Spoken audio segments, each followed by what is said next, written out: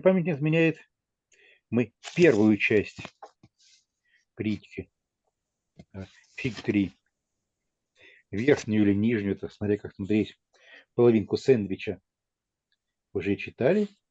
Сейчас давайте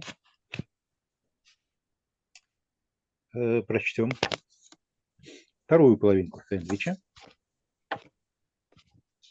Давайте посмотрим, кто у нас здесь есть из потенциальных чтецов и чтиц.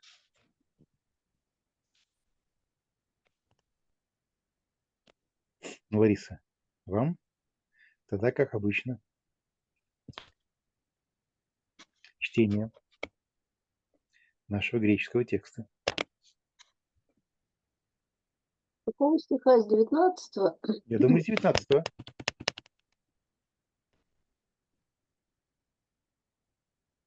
Кайготан опсе эгенето экспореонто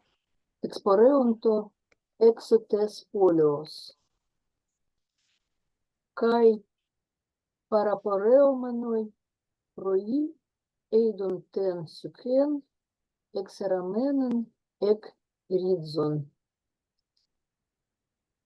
Кай анамнестеис во Петрос легей ауто раби идеге сюке эн катерасо эксерантай. Кай апокритеис. Давайте, может быть, здесь пока что поставим временную точку запятой. Вечером, или когда настал вечер, Иисус с учениками ушел из города. Может быть, уходил из города.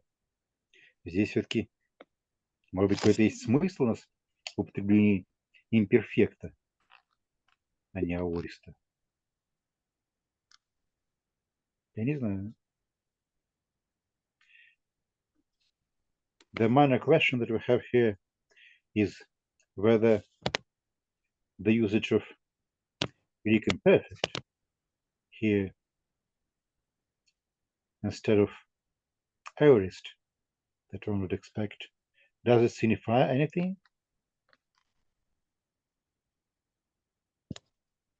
На следующее утро они проходили мимо смоковницы парапаровоменной и увидели, что она вся засохла от корня.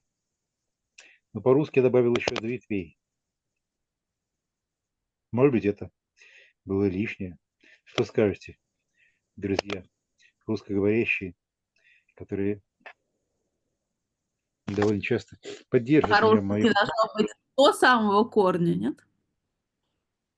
До самого корня. Угу. Может быть, лучше до самого корня. Наверное, либо от корня до ветвей. Или это другой смысл будет, если до корня. Либо до самого корня. Ну, немножко другой смысл, конечно, будет. Просто Что? деревья обычно бывают, что имеют на каких-то концах ветвей имеют сухие ветки. А тут она вот не просто какие-то веточки на концах засохли, но до самого корня.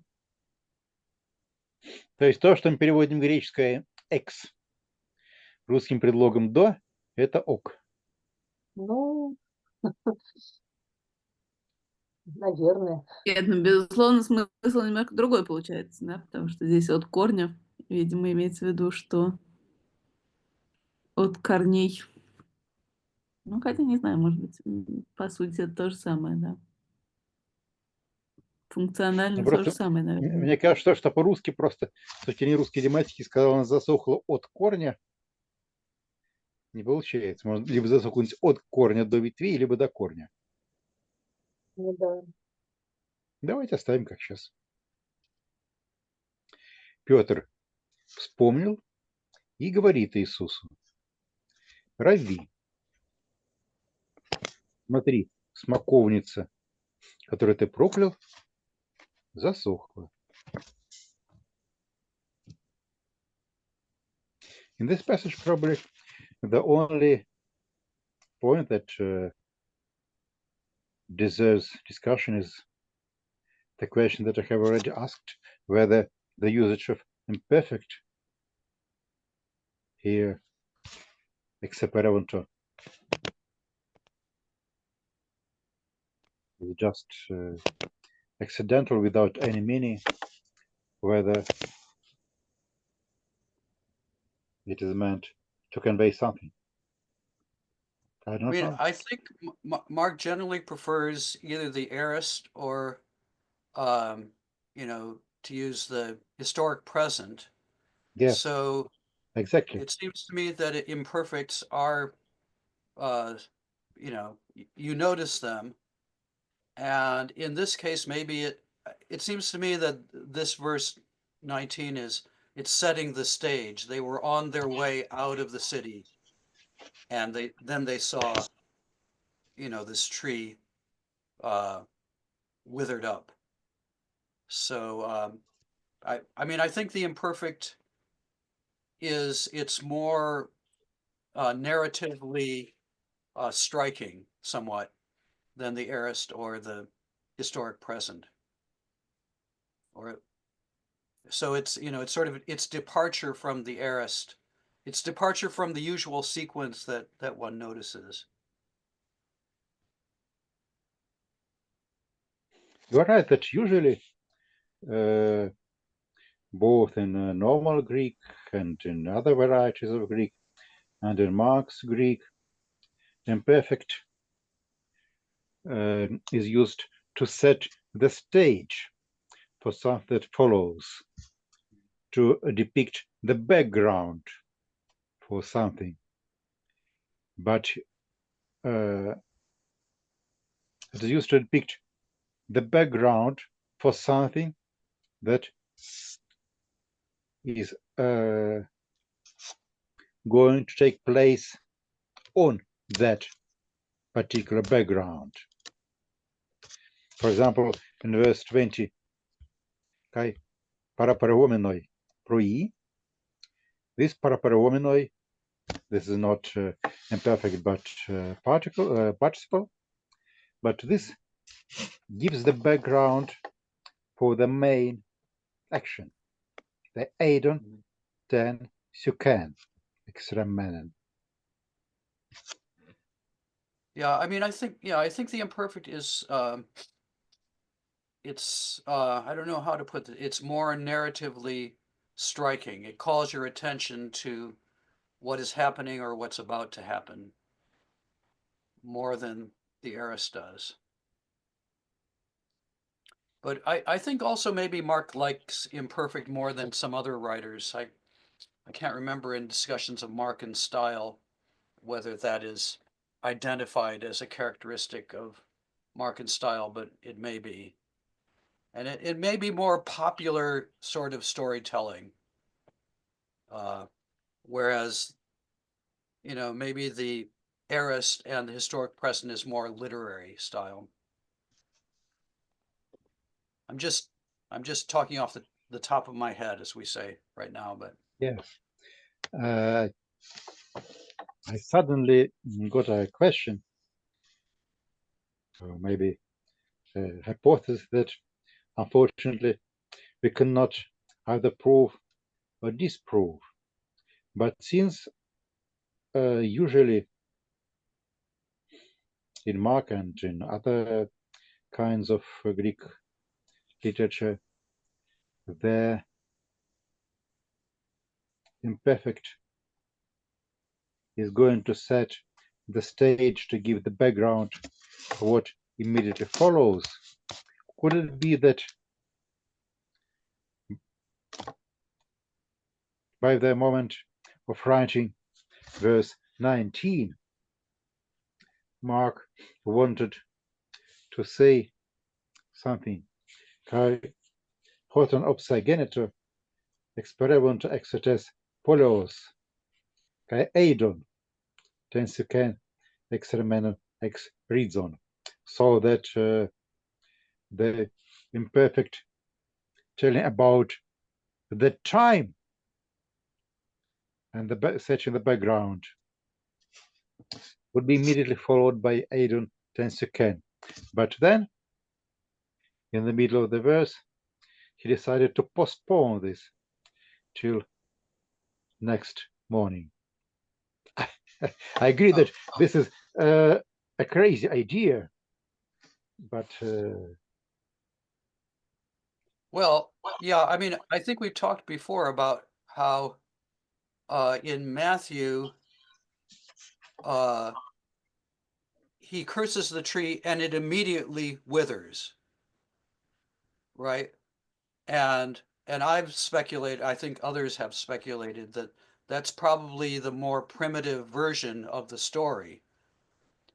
For one, and that, you know, Mark has had to alter the story because he wants to form this sandwich around the cleansing of the temple. I mean, I also think that, you know, the usage of the imperfect in 19 and the present participle in 20, so that's all like pointing towards then the finite verb, the aorist, adon, in verse 20, and that's really, you know, the center of attention is the adon, right? So it's sort of postponing the like building up suspense, and a suspense that is then resolved when you get the verb adon in verse 20. I just use this opportunity to make this crazy suggestion, but understand that unless we have a time machine, we cannot either prove or disprove this. I like crazy suggestions. Any I mean, other? and sometimes they turn out to be not so crazy. We have a lot of anacolutha of that kind in Paul, when Paul starts evidently with one idea, but then in the middle of the sentence changes this to a completely different strategy, rhetorical strategy. Mm-hmm. But I don't know whether we can suggest this here in Mark. If I could illustrate what I was talking about like building up suspense towards, could we go to chapter 5, verse 25? Okay.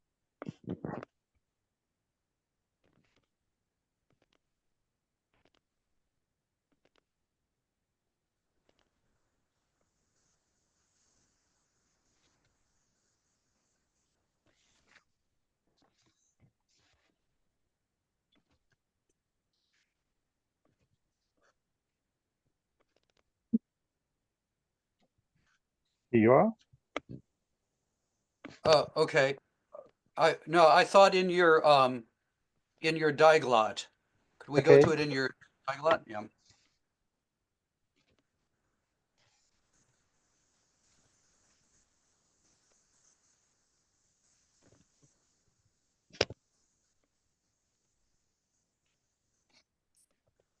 Five 25. Okay. 5:25 and following.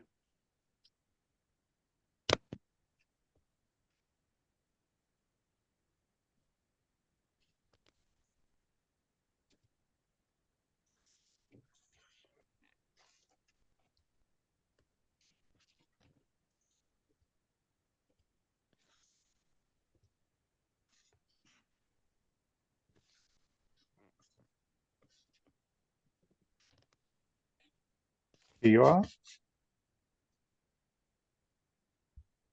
Yeah. So you notice he's using participles all through 5:25, 5:26, and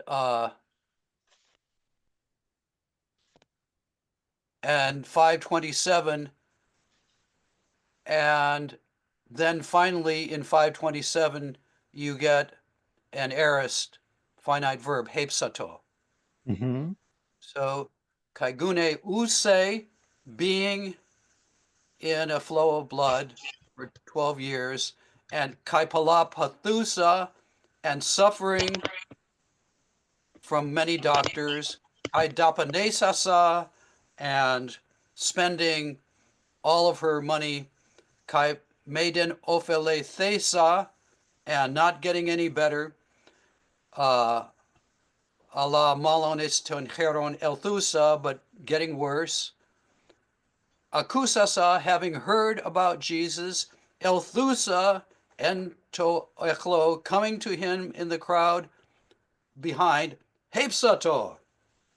Finally you get the, and I think it's the most important point here. She touched him. That's the dramatic point, which has been built up to by a series of participles, which are all subordinate to and pointing towards this dramatic action of touching.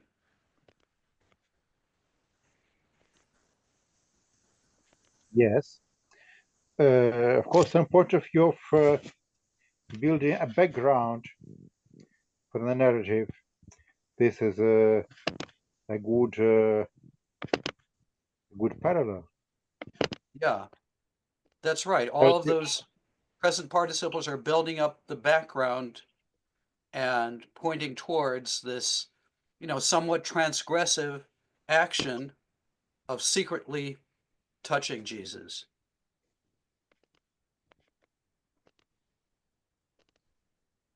So that's the only point I wanted to make about that. It's somewhat Yes. analogous.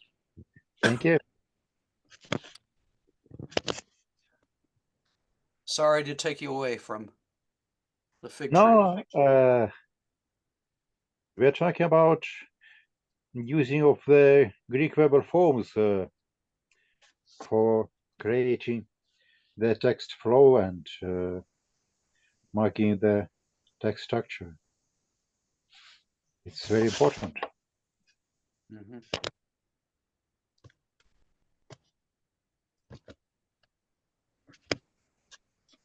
Еще есть у нас по этой части нашего сэндвича какие-то замечания, вплоть до объяснения сэндвича?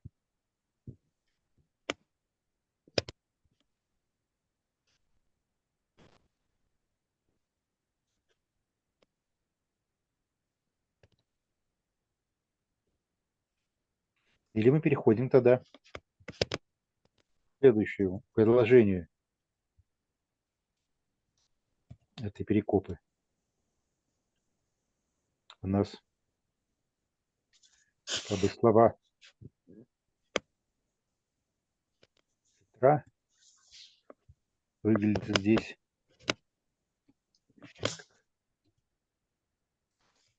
приглашение к разъяснению.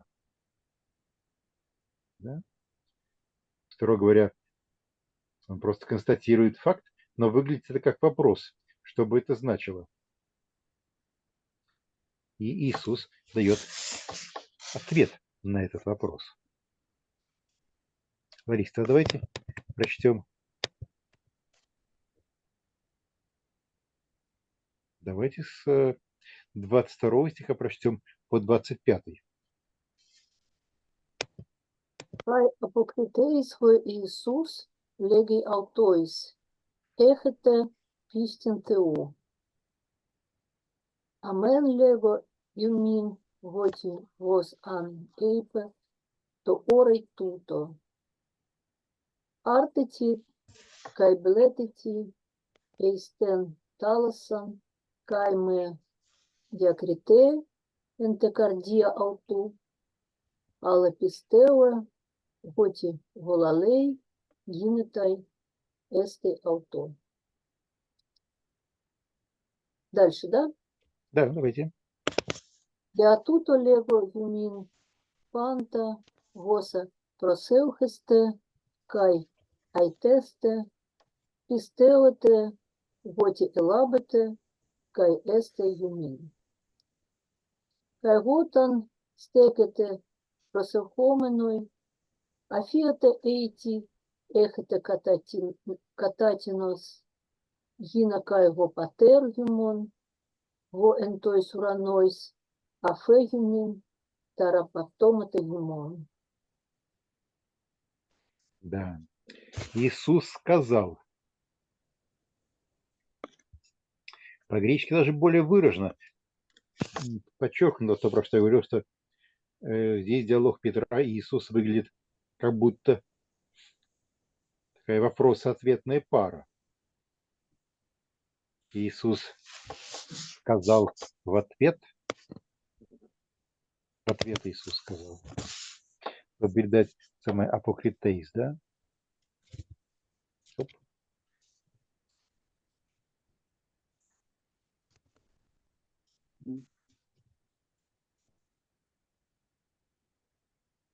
Верьте в Бога. Или верьте Богу? Это действительно важный вопрос, что он здесь обозначает,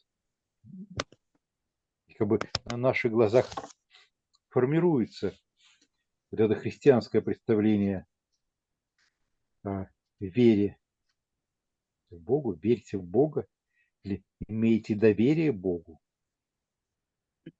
Истинно говорю, но мы уже сталкивались с этим. Амен. Лего Химин. Я помню, что Маша предлагала сохранить это аминь, говорю вам по-русски, чтобы подчеркнуть странность этого начального аминь, как для еврейского текста, для еврейской молитвы, так и для греко-иудейских текстов. Потому что хоть по-еврейски, хоть по-греко-иудейски, аминь, конечно же, должно было бы стоять не здесь, в тексте, да?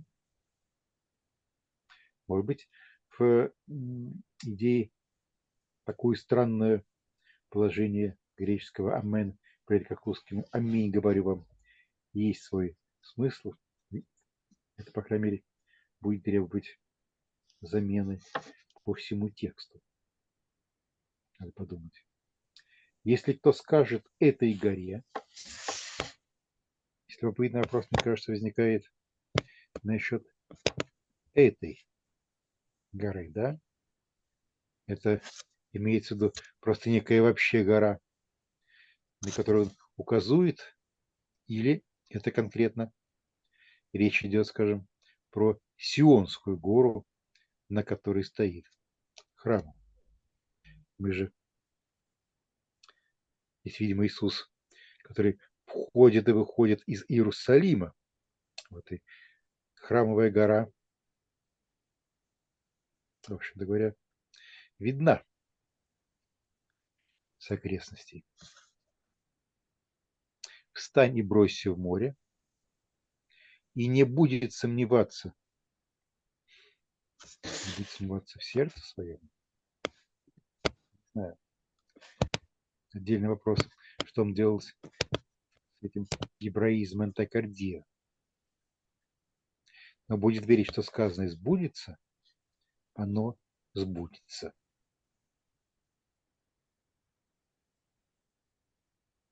While looking at these two verses, several questions we have before ourselves. I had to piece into. Does this mean believe in God or trust that God would help you? In Russian, this potential difference may be reflected in different usage of prepositions and cases. Верьте в Бога.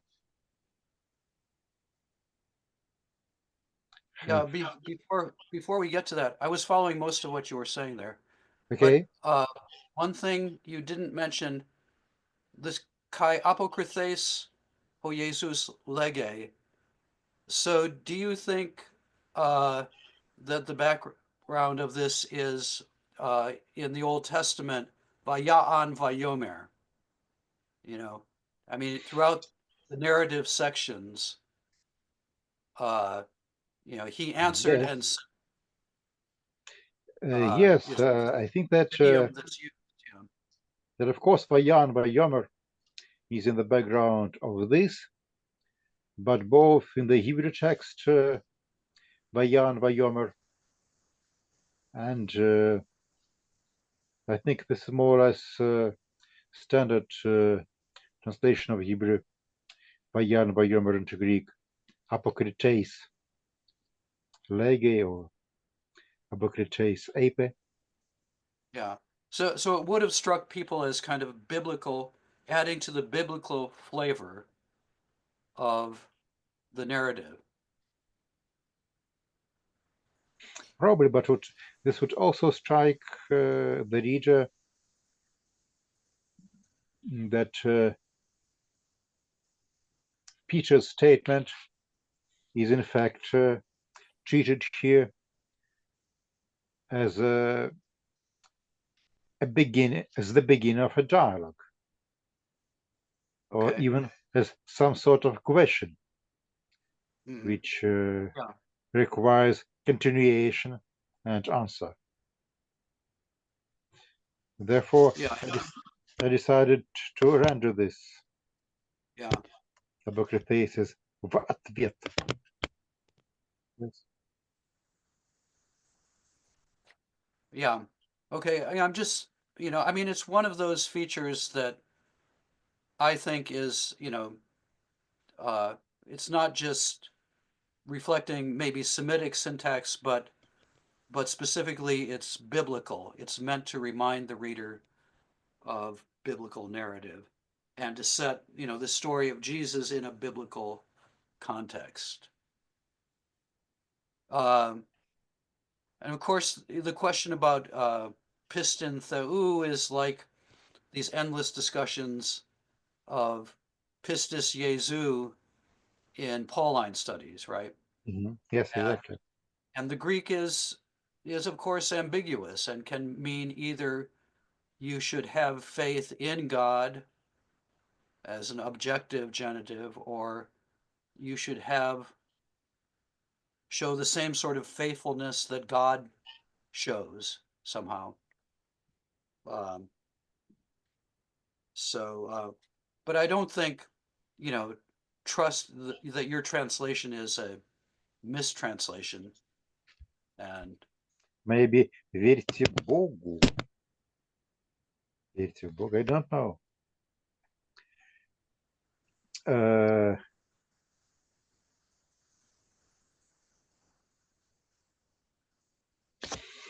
Вот тот нюанс, о котором я сейчас говорил, Виктор, по-русски передается как «верьте Богу» или «верьте в Бога». Русскоязычные, русскоговорящие участники нашего семинара. Что бы вы здесь сказали правильнее? Верьте в Бога? Я предлагаю посмотреть возможную параллель в Псалме 124-125, самое начало. Там как 124. Греческий 124. Псалом 124.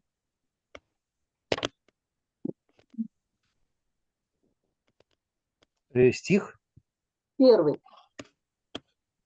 Окей.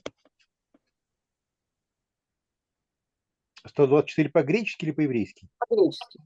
Еврейский 125. Угу.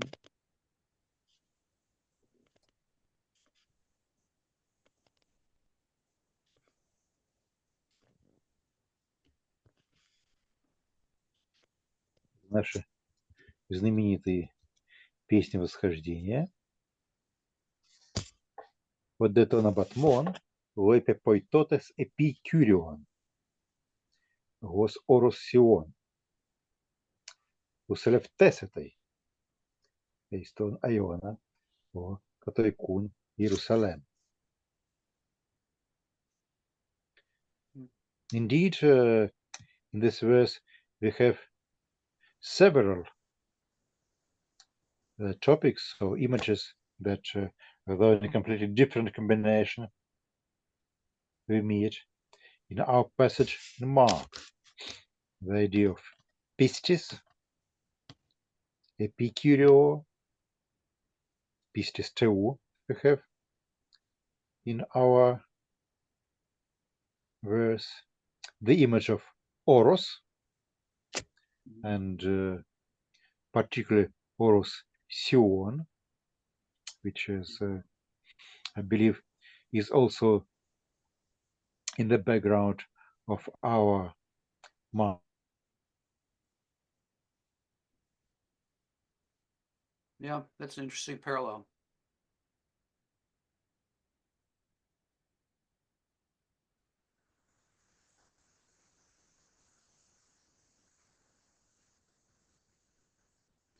I mean, I do think that in this particular passage, the it's more of the nuance is the objective genitive, have faith in God. Whereas, in these discussions about the Pauline pistis Jesu, it's usually a little bit murkier and it's easier to make a case for a subjective genitive than in this particular passage. I mean, we had a whole discussion in chapter 9 where the question of faith in God, or, is it faith in God and Jesus, or is it Jesus's faith, that comes up in discussions about the story about the epileptic boy in chapter 9. That was, that would be maybe something to compare it to.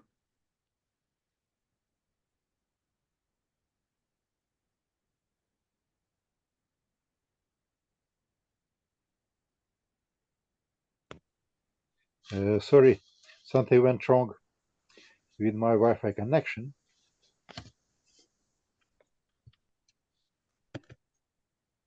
We stopped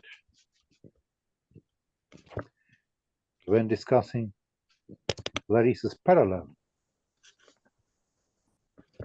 That seems to me quite interesting.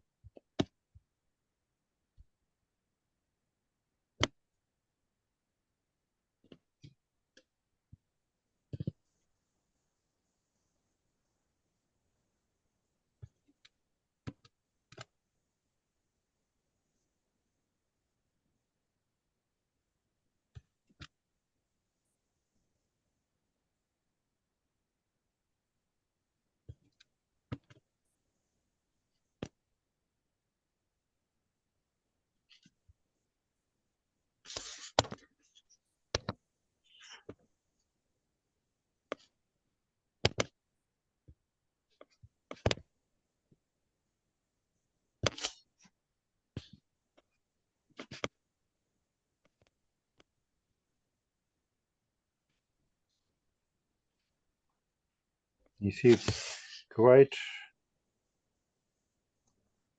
often we hear about the mountains, specifically that they tremble in the world of the Old Testament.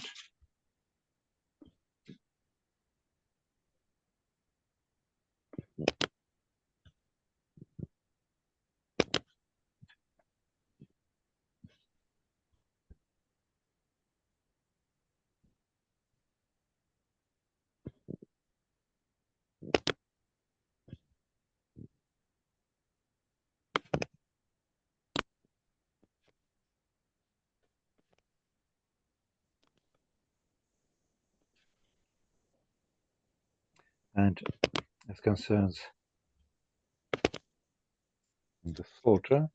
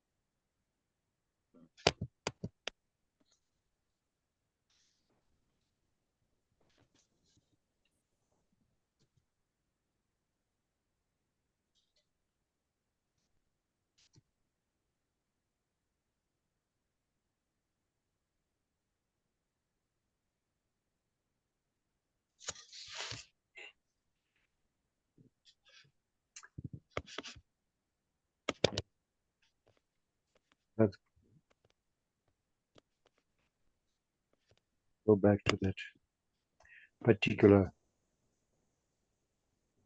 passage that Larissa brought to our attention.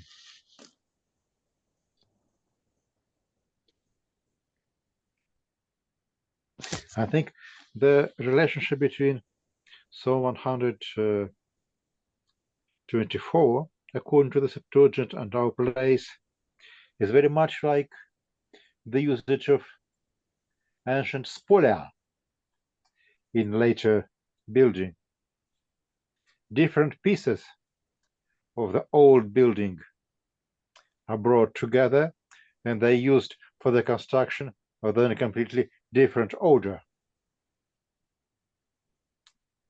Have you seen this, for example, in Athens or in other Christian churches, how they reuse the old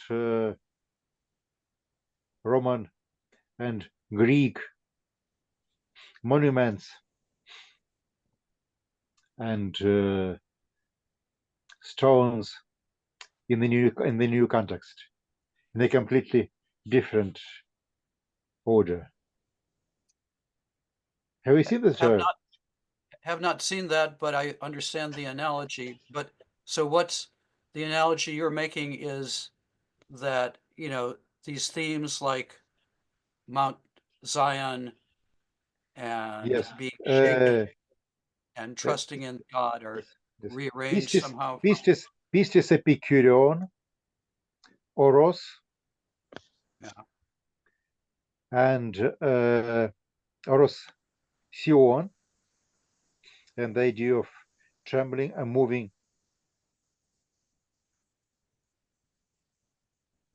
Mm-hmm. Yeah.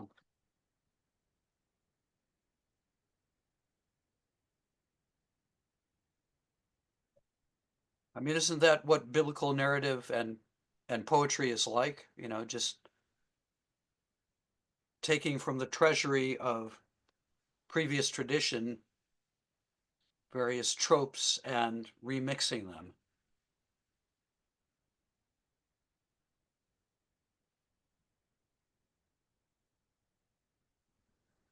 Problem with the connection. I think Mikhail has frozen. Mhm. My comment froze him.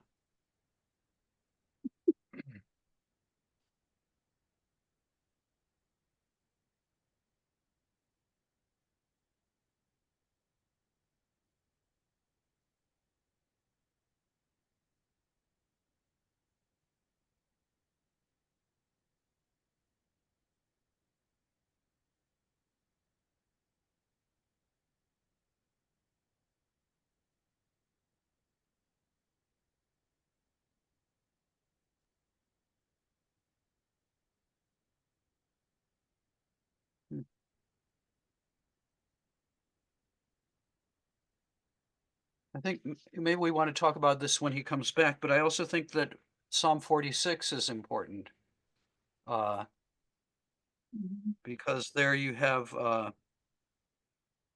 you know, I mean, I think it's a important psalm, one that might be remembered. And you have in verse 3, the mountains will, you shouldn't be afraid even though the mountains topple, even though the mountains fall down.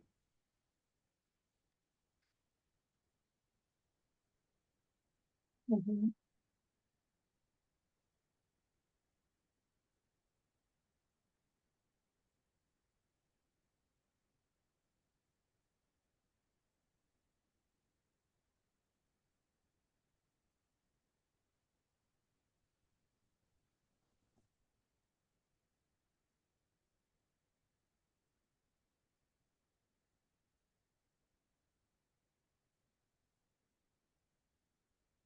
DM Mikhail.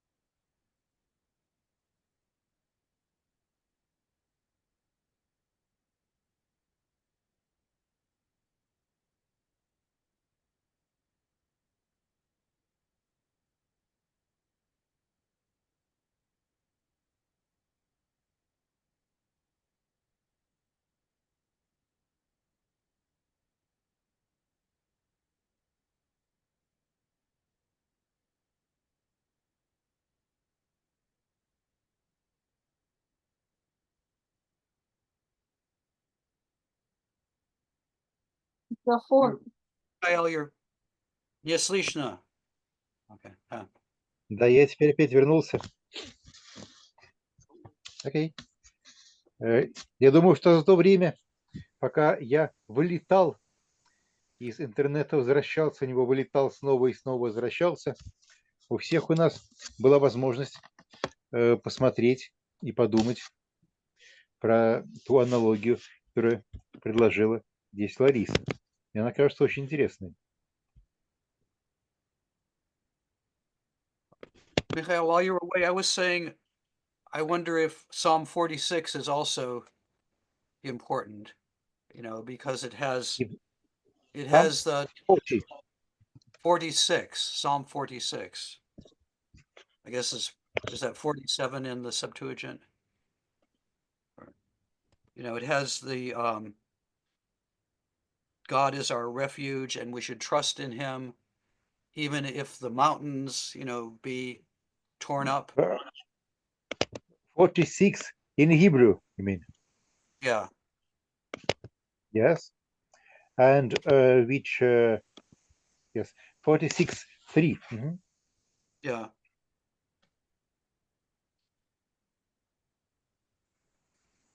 Yes.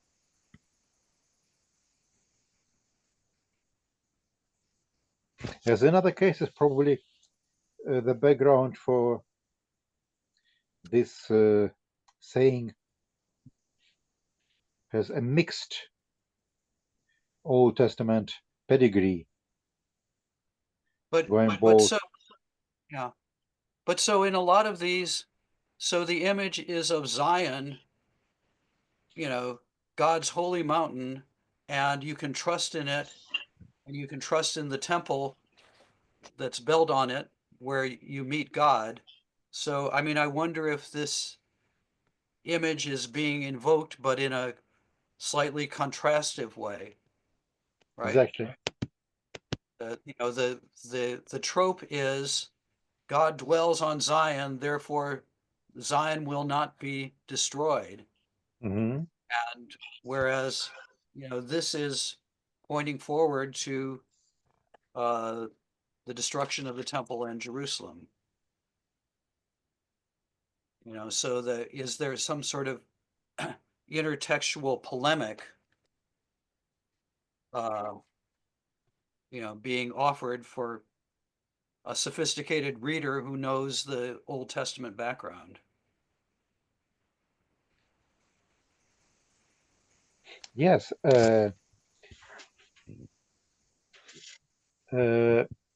Earlier, when we were asking questions about this particular pericope, I pointed to the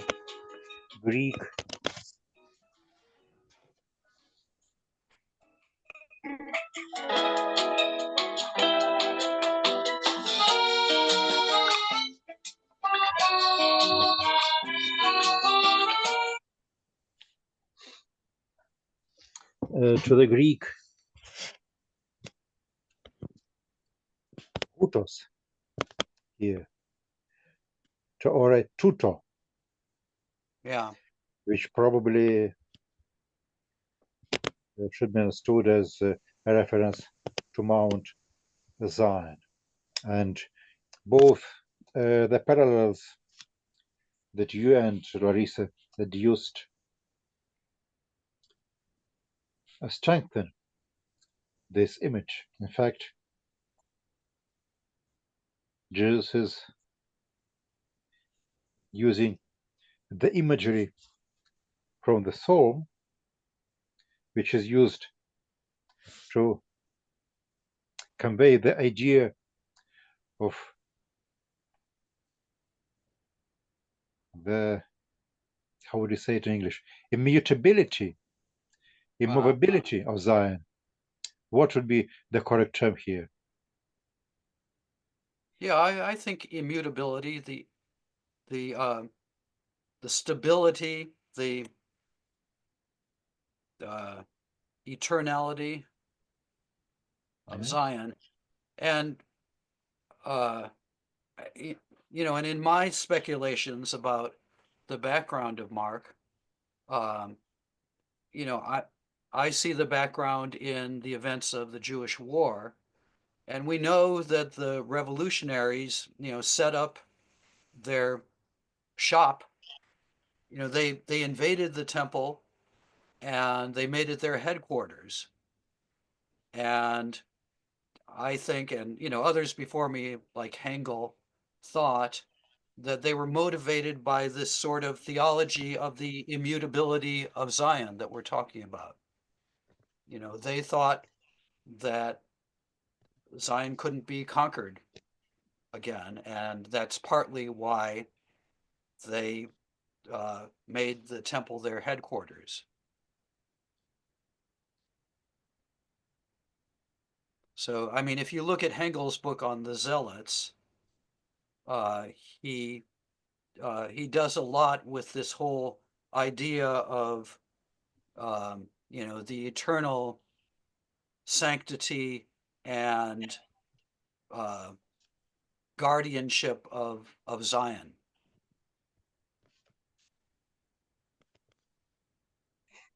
Yes. So can we say that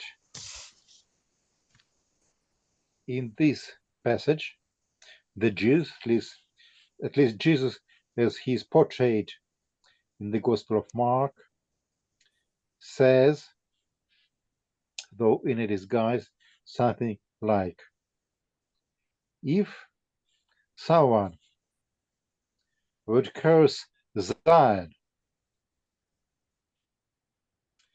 without any doubt and with faith in God, this curse will be fulfilled. Yeah, so I think so. I think the fig tree incident is being used, to illustrate. It's being used to illustrate, maybe two different things at once. One is on the most obvious level, what you just said, that, my disciples should have the same power that I have to move mountains. But then there's this other level in which, um, there was also in the environment a belief in the inviolability of Zion because of biblical passages like we've been looking at. And I think he's challenging that in the context so that, Jesus, as Mark portrays him, as he's more like a Jeremiah figure, who was responding to others who had this inviolability of Zion theology. And he was saying, no, Zion can be destroyed. So Not just can be destroyed, but in fact, if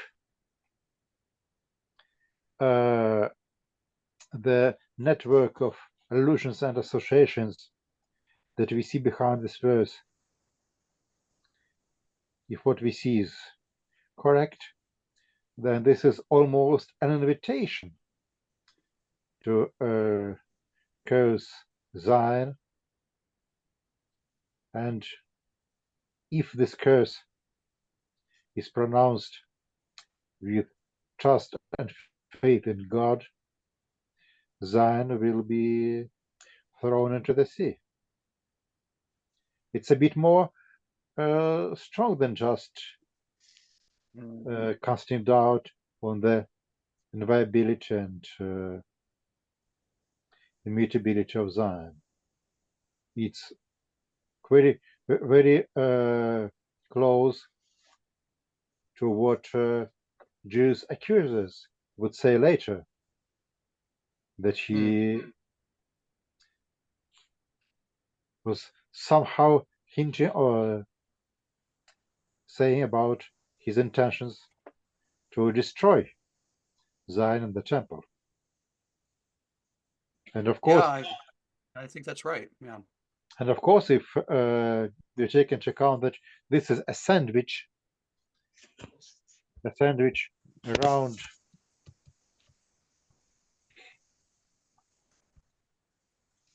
around Jesus' attack on the temple and what is going on there, then both the fig tree cursed by Jesus stands for the temple, which is the place where the action between the two halves of the sandwich takes place, and also this additional image of the mountain that is cursed and by faith thrown into the sea. All this just fit together as pieces of a puzzle. Well, yeah, and other pieces of the puzzle are at the beginning of chapter 13. You know, he does say that no stone will be left on a stone. But on the other hand, you know, at the trial in chapter 14, it's false witnesses who say that he said that he would destroy the temple and rebuild it in 3 days. So that's also got to be part of the puzzle. Why are they false witnesses who accuse him in chapter 14 of saying that he will destroy and rebuild the temple in 3 That's days? chapter 14, verse 14, like 58 or so.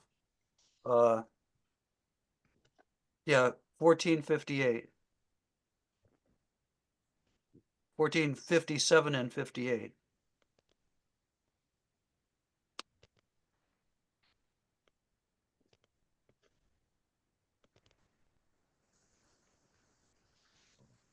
Etinas standas pseudomartyru, kad autolegantes.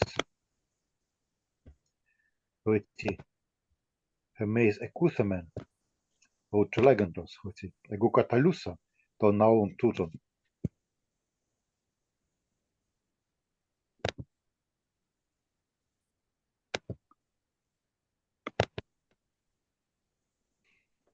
Yes, but here Mark, differently from Matthew, does not correct this. As far as I remember, Matthew corrects this, that this pseudomartyroi didn't understand that he was speaking about the temple of his own body. No, I think that's in John chapter 2. John, yes.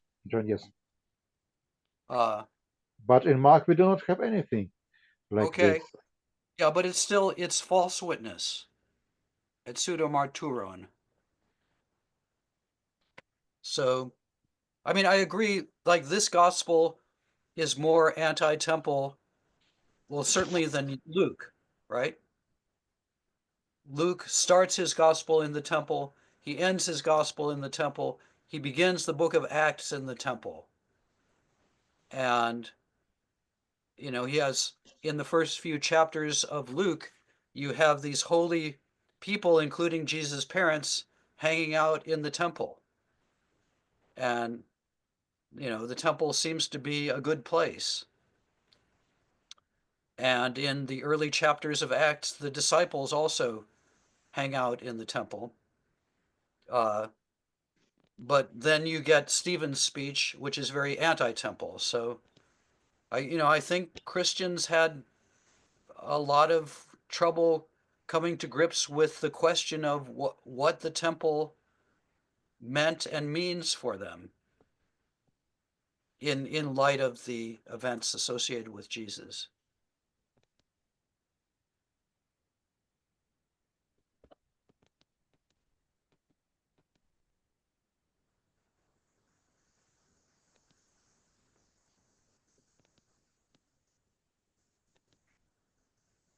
So like the first two verses of chapter 13.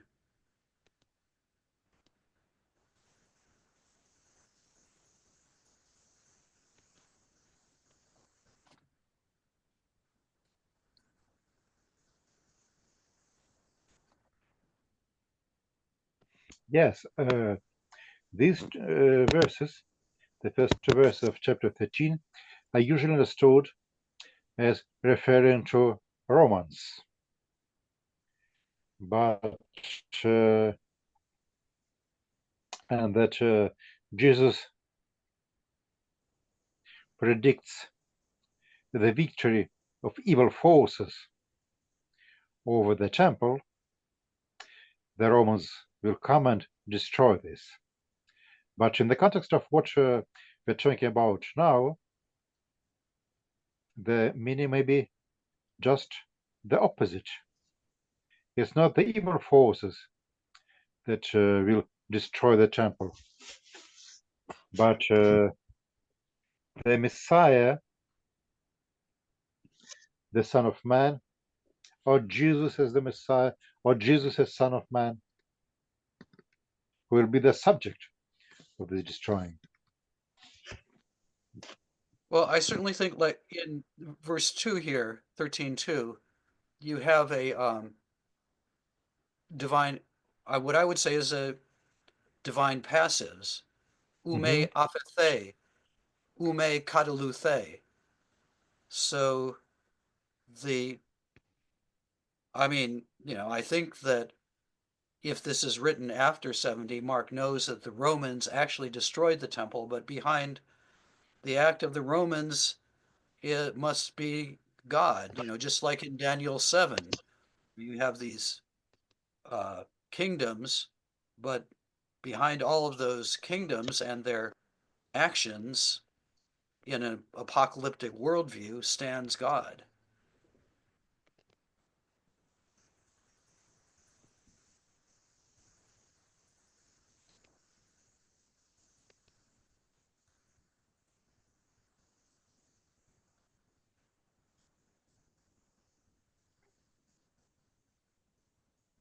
Okay.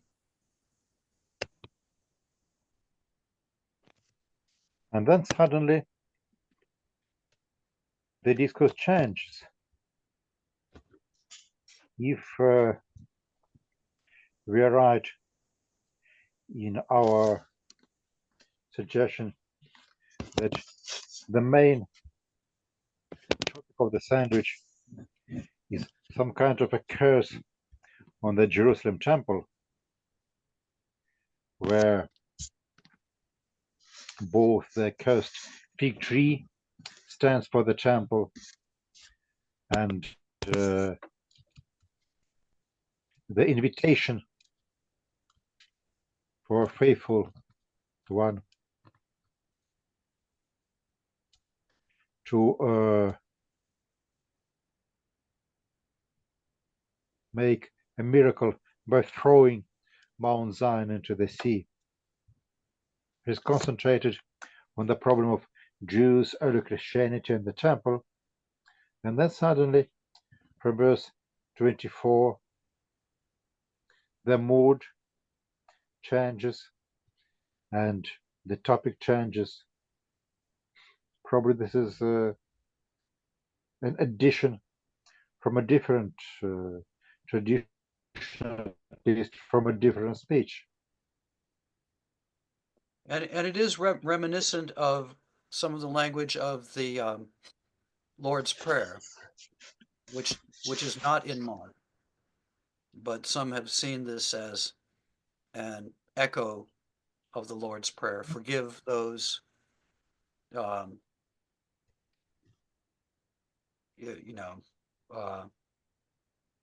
and the Father in heaven.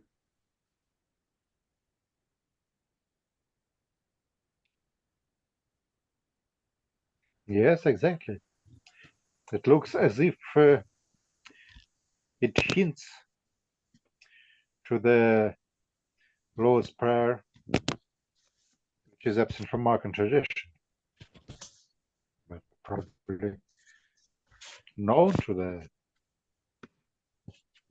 Markan community.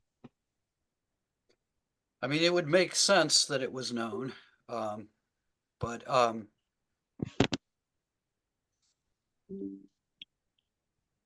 not sure we can say with certainty.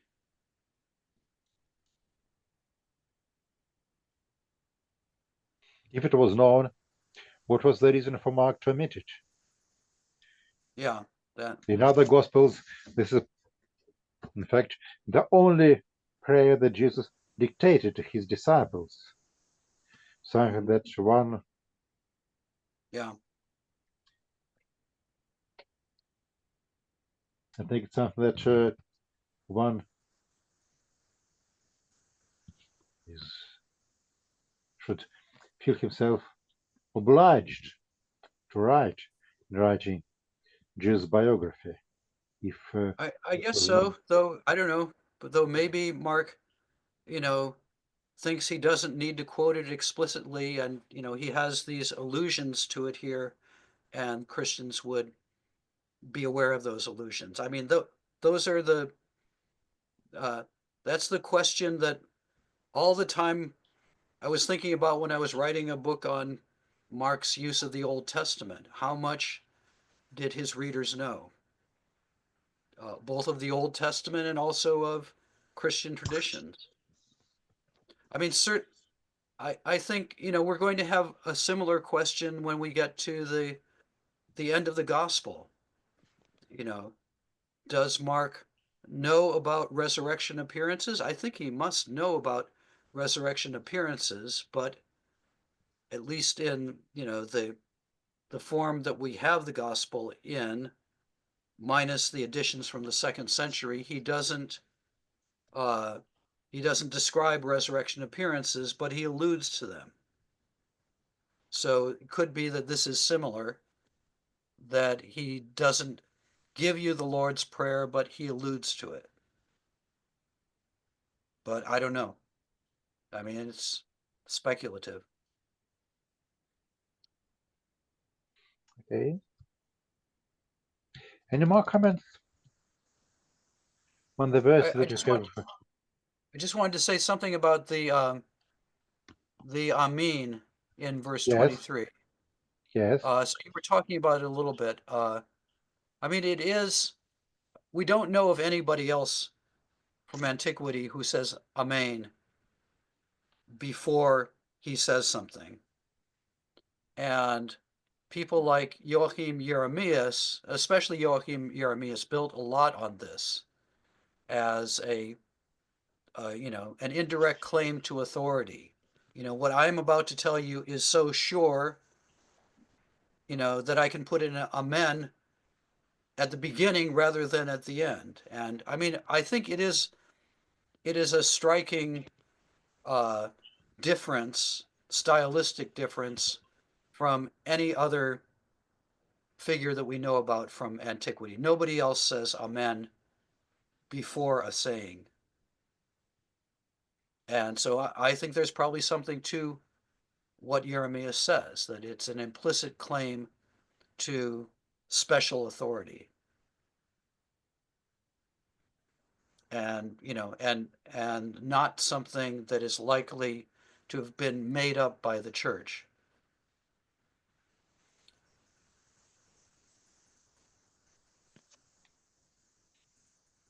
And I guess in light of that, I do wonder, I mean, well, in my translation, I always translated the Amen as Amen. Just to preserve that sense of the strikingness of the expression. Not saying you need to, but now but if you're going to do it here, you have to go back and do it with all the other ones. So. Yes, they just put different ideas in the translation in order to, how do you say it? In order to edit it afterwards. Yeah. From the point of view of consistency.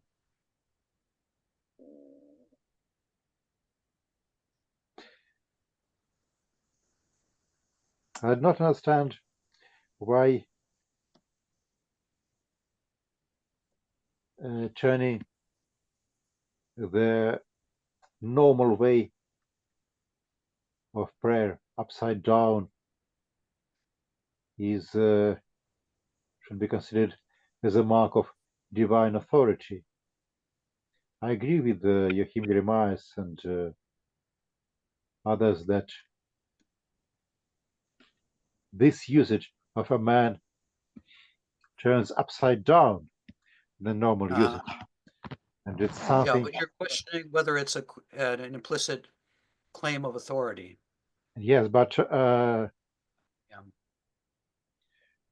why should we connect it with the claim to authority and not with particular dialect, particular tradition otherwise unknown to us? Well, I mean, I agree. I think that's a good question. Why is it an implicit claim to authority? Uh,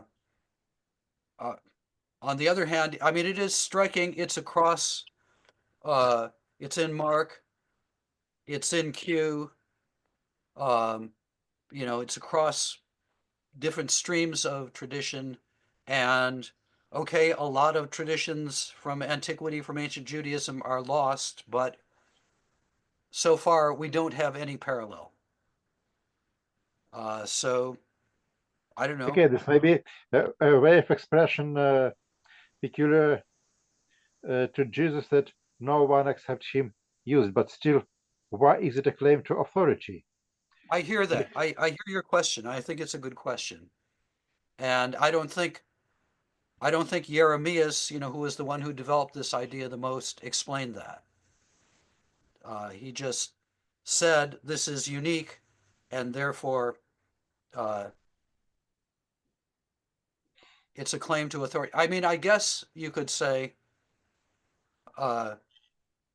like Jesus doesn't have to hear what he's going to say to establish its reliability. He already knows that what he's about to say is going to be reliable, and therefore it's a claim to authority. How about that? In other words, he, I mean, you usually don't say amen to something until you've heard what the person has said, and then you say amen. But if Jesus is saying the amen first, then he's saying, you know, you don't have to scrutinize my words to see whether or not they're true. They're going to be true.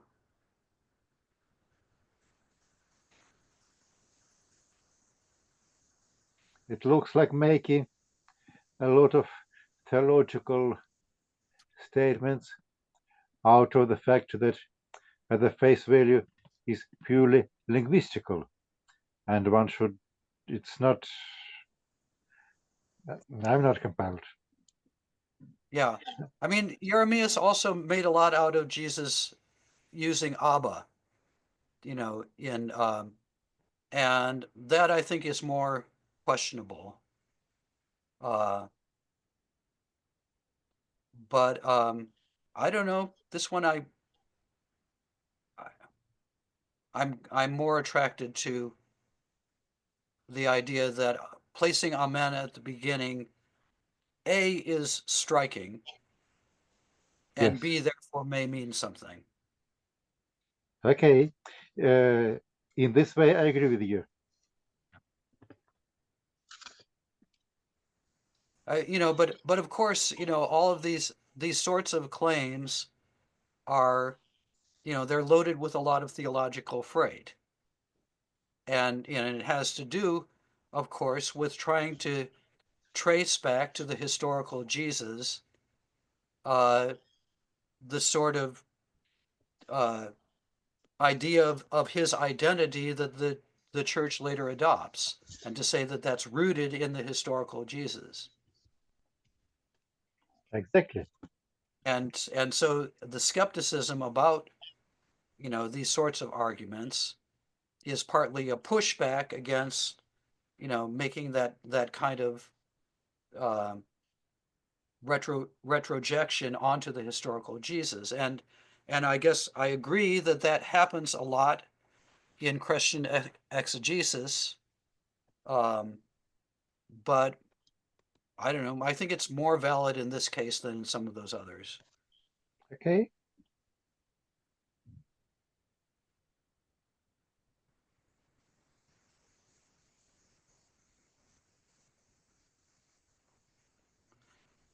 I mean, In another that case, just one more similar thing we might think about, I mean, so Jesus, in some ways he's like a prophet, and he's even called a prophet in various passages in the Gospels.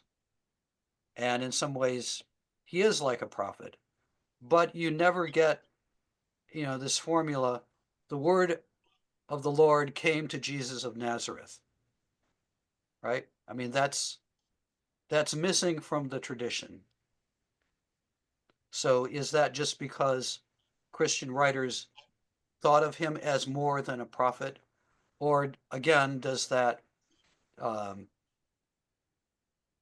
you don't have that sort of authenticating prophetic call narrative in the case of Jesus. Unless you want to say that the baptism is something like that, and in some ways it is. But you don't have a commissioning of him within the canonical Gospels. So that's an argument from silence, but I mean, it is something that I wonder about. thank you. Еще у нас по нашему смоковничному сэндвичу и по его начинке есть какие-то замечания, предложения и мысли? Михаил Георгиевич, можно? Да, конечно. Ну вот верьте в Бога все-таки в русском языке имеет такой специфический смысл.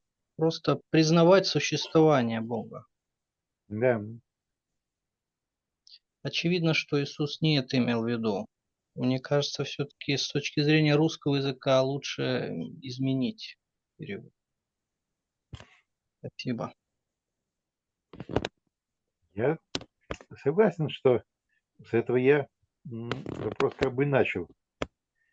Ну и как же мы это можем изменить?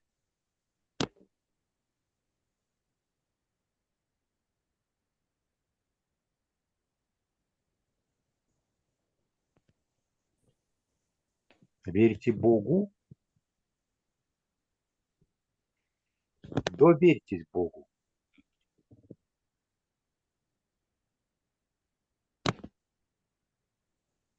То есть какой конкретно... Я прекрасно понимаю, что имеете в виду, именно поэтому меня это смущает. Верьте в Бога — это такое догматическое утверждение позднейших символов веры или даже каких-то философских вещей. Здесь понятно, что имеется в виду не это, но я не очень хорошо понимаю, как нам это хорошо и корректно сформулировать по-русски.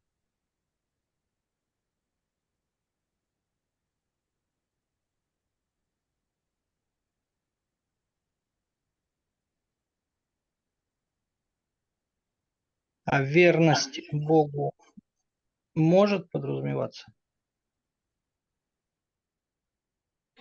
Я думаю, что имеется в виду действительно, если не стремиться выразить все это дело двумя словами, как по-гречески, а позволить себе разворачивать эти два слова в отдельную большую предикацию, то имеется в виду следующее, что верьте в то, что Богу все под силу.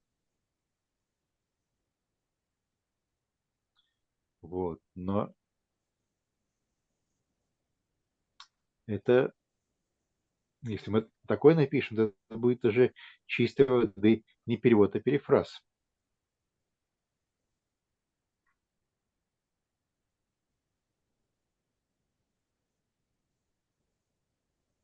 Доверьтесь Богу.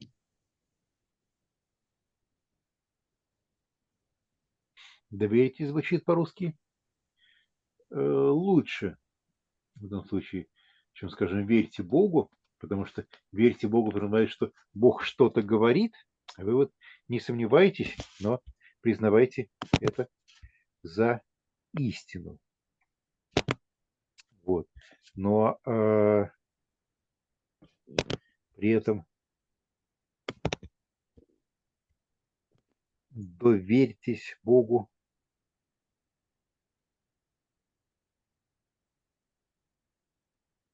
Тоже немножко будет переводить не совсем это. Да? Доверить Богу не совсем то же самое, что признать, что Бог может сделать все.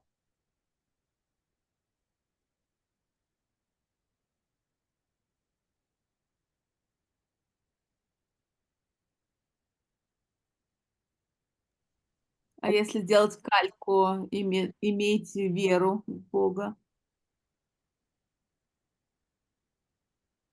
это не изменит? Может быть, это будет чуть лучше. Может быть, имейте веру Божию, как вера Божия – это характеристика такой веры, сильной веры. Нет, я не думаю, чтобы здесь пистисто означало вера Бога как субъекта или что-то еще. Я думаю, что это действительно имеется в виду вера. Давайте имейте.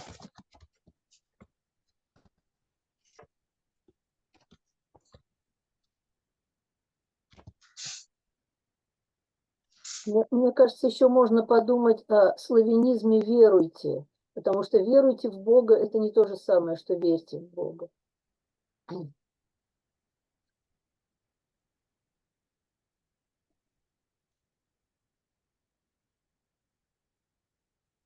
Ну, то есть это шире, это действительно охватывает и доверяйте Богу.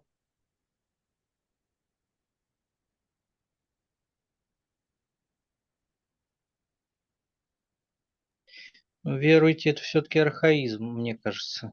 Но вот именно поэтому. Именно потому что это стилистически другое слово, и оно и по значению шире.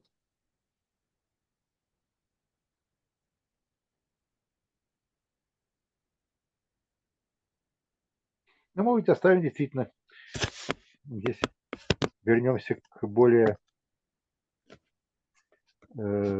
буквальному передаче «Имейте веру в Бога». На дальний «Имейте веру Божию», мне кажется, делает текст просто-напросто непонятным. Возможно, что сохраните на дальний «Имейте веру», будет неплохо. Ну, Римлянам 3:3 есть параллель, но сомнительная, правда. Римлянам 3:3. Да.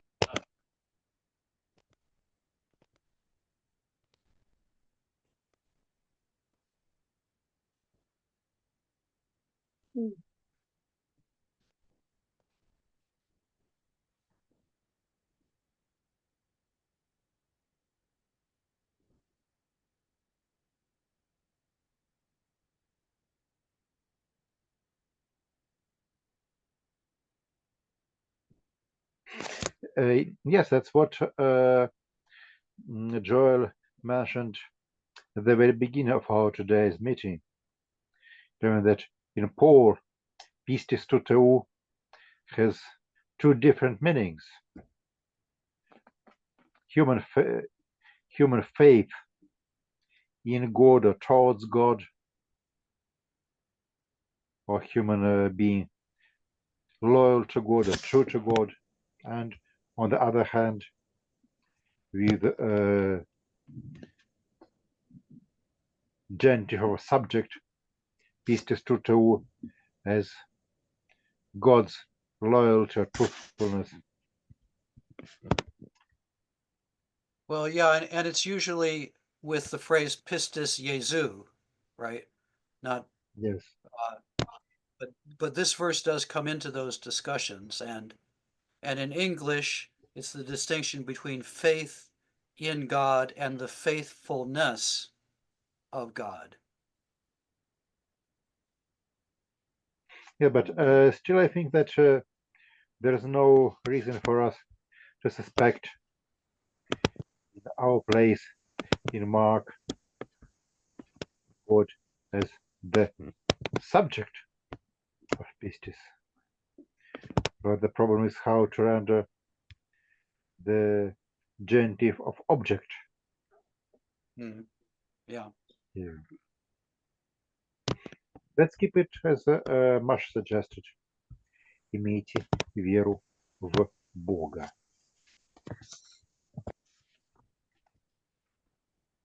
I'll vote for that. You vote for this? Yes. Okay. In our discussion about Russian wording, from now on, we include you among the panel of Russian voters. Well, when I understand the question, I'll vote. Yeah.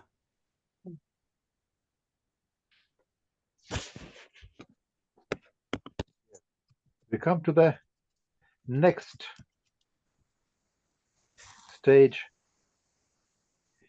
in Jesus' position towards the temple worship and Jesus' struggle with the temple authorities. This topic is really one of the topics that run through the whole Gospel of Mark, from the first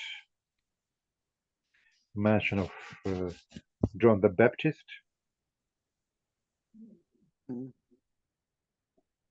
here we have, on the one hand, a kind of a flashback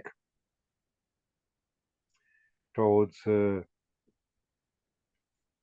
John and his baptism, but in this case, not in the context of the position between Jesus and secular authorities. Well, and you notice, maybe we should talk about this next time, but this issue of his authority does come up, right? Yes. Exousia, yeah. But as Joel rightly mentioned, we should talk about this next time, because this is a quite long and difficult passage about the priest's question to Jesus, and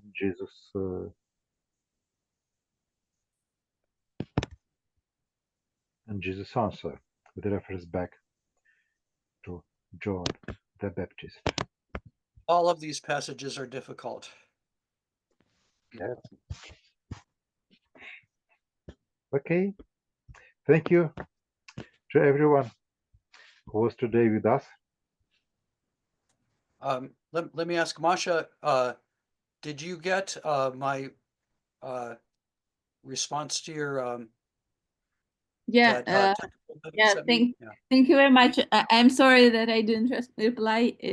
It's just because I started to read more German literature about this topic, and finally I found out that someone already has written about it. So I was a bit confused with that, and so that's why I didn't respond to you. Respond to you. Next time I'll respond in German. Next time I'll write you back, so you can exercise your German. Okay. Thank you. All right. See you all. Oh, Michael, I'm giving lectures next week, Wednesday and Friday. and they'll be on Zoom, so I can send you the links, and maybe you could distribute them to the seminar. Thank you. And what will be the topic of the lectures? I'm talking about Joseph Klausner and Claude Montefiore and their interpretation of Jesus. Okay. Two early 20th century Jewish writers who wrote about Jesus. Okay. Please send us the link. Do you have Masha's email? I do, yeah. Yes. Send it to Because Masha can distribute this Okay. link not only to the members of our seminar, but also to a wider audience. Okay, I'll do that. Okay. До скорого. До скорого.